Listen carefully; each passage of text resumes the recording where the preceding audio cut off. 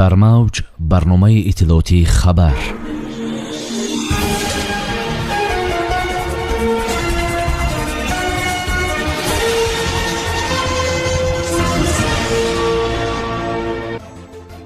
اشتراک президент و 4 کهنسرباز در گذشت نظامی دوشنبه.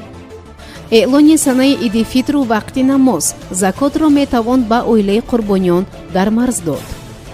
بابای خوجه 96 ساله یگانه سابقه‌دار جنگ بزرگ وطنی در ناحیه یاوان. سیل 15 خانه و 2 پل را در ختلان خراب کرد.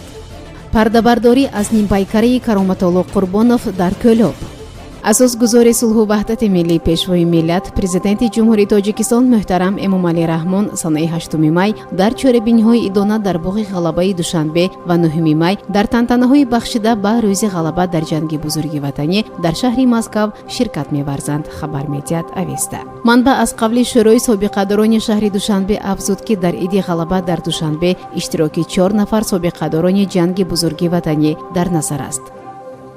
سید مکرم عبدالقادرزاده رئیس شورای علمای مرکز اسلامی تاجیکستان با امضای یک قرار سنه عید رمضان را رسما سنه 13 می مقرر کرده است. قرار شورای علما را که دیروز قبول شد افشین مقیم سخنگوی کمیته دینی تاجیکستان در صفحه فیسبوکیش نشر کرده است. وقتی برگزاری نماز عید ساعت 6 مقرر شده است. شخصانی که مالشان به نصاب رسیده است می توانند زکات خود را در برابر فقیران و نیازمندان به خانواده شهیدانی که در راه محافظت مرز و بوم وطن قربان شدند و عائله‌های آنها بی‌سرابان مانده است بدهند آمده است در قرار. مبلغ حق اعضایی مساجد جامع از حساب عید 600 سومانی مقرر کرده شده است که به خزینه مرکز اسلامی سپرده می شود. روحانیان موظف شدند که صرفه و سرشته‌کاری برای مردم تشویق کنند و خودشان نیز نمونه عبرت باشند. قبلا ریاست شورای علمای مرکز اسلامی تاجیکستان موافق حساب شرعی نصاب زکات را 25000 سومانی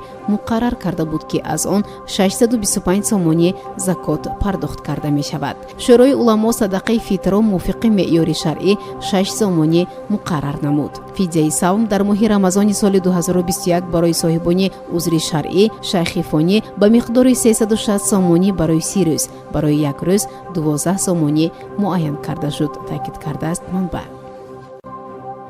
حکومت یاوان گزارش داد که به یگانه کهنسرباز ناحیه خوجه درویشوی 96 ساله کمک مالیوی از نام مقامات محلی و راهبریت جمهوری رسانیده شد. طبق اطلاع حکومت یاوان در جنگ بزرگ وطنی سالهای 1941-1945 قریب 2500 نفر جوانان یاوانی اشتراک کرده بیش از 1000 نفر آنها در راه مبارزه هلاک شدند. منبع افزود از میان آنها که از جبهه‌های جنگ صحت و سلامت به نزد والدان و نزدیکانشان برگشته بودند امروز همگی یک نفر آنها در قید حیات مانده است. یگانه کهنسرباز بابای خوجه درویشوی 96 ساله از دهه آزادی دهات به نام حسن حسینوی ناحیه می باشد که در عرفه جشن غلبه مقامداران به شادباشش آمدند. فعلا در قلمرو جمهوری 94 نفر اشتراکچیان جنگ بزرگ وطنی زندگی می کنند. سال گذشته در روز غلبه در تاجیکستان 168 کهنسرباز در قید حیات بود. بر اساس امر پرزیدنت جمهوری تاجیکستان محترم امامعلی رحمان امسال برای هر سابقه‌دار جنگ بزرگ وطنی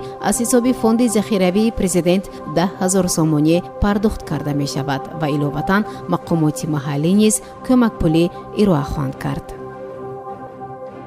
بر اثر بارشات شدید در دهه کلچشمه ناحیه ممنوع‌آباد سیل آمده بر اثر آن 15 خانه استقامتی و 2 پل ماشینگارد ضرر دید. عزت‌الله اماموف سردار بخش حالت‌های فوق‌العاده و مدافع گردنی در ناحیه ممنوع‌آباد اطلاع داده است که خسارات بر اثر بارشات شدید شب 4 می رسانیده شده است. عین زمان از جانب بخش حالت‌های فوق‌العاده و مدافع گردنی در ناحیه در یک جایگی با مؤسسه دولتی راههای اتومبیلگارد کارهای برقرارکنی جریان دارد خبر داد است خبر از قبل اماموف. منبع افزوده است که خسارات رسیده اساساً از بی‌اعتنایی خود ساکنان به عمل آمده است، زیرا آنها موضع‌های آبروی نزد خانه‌هایشان را تازه نگاه نمی‌دارند.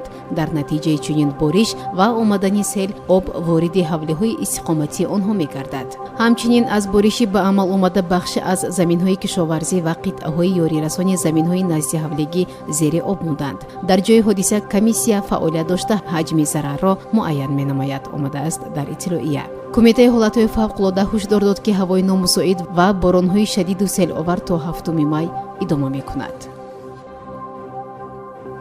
пардабардорӣ рӯи нимпайкараи ҳунарманди маҳбуби тоҷик равоншод кароматулло қурбонов бо иштироки қурбон ҳакимзода раиси вилояти хатлон ва фарзандони овозхон муҳаммад рофеъ ва нозия баргузор гардид. муҳаммад рофеъ ва нозия дар пайи пардабардорӣ аз нимпайкара миннатдорияшонро ба ҳукумати мамлакат ва мақомоти маҳаллӣ баён дошта изҳор доштанд ки барои аҳли байт ва мухлисони кароматулло қурбонов ин санаи муҳим мебошад. онҳо афзуданд ки талош мекунанд давомдиҳандаҳо сазовори ҳунари падарашон бошанд. ёдрас мешавем ки президенти ҷумҳурии тоҷикистон муҳтарам эмомалӣ раҳмон соли 2018 бо имзои як қарор ба коллеҷи санъати шаҳри кӯлоб ба номи кароматулло қурбонов мақоми ҷумҳуриявӣ дода буданд.